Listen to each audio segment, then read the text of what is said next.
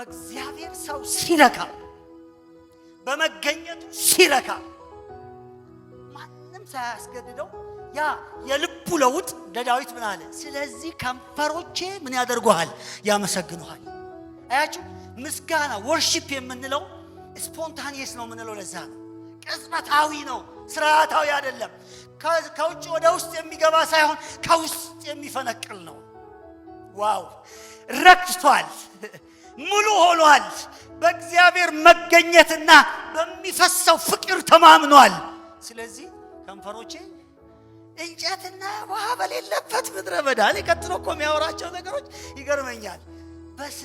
በቅቤና በስብ እንደሚጠግብ ይላል እኮ እዛ ሰው በቅቤና በስብ በቤተ መንግስት ይጠግባሉ፣ እሱ በህልውናው ይጠግባል። እሱ ሌላ ዓለም ውስጥ ነው ያለው። በቅቤና በስብ እንደሚጠግብ እንዲሁ እኔ በአንተ እደሰታለሁ። ቀጥሎ ያሉት ቁጥሮች እንደሱ አለ የሚሉት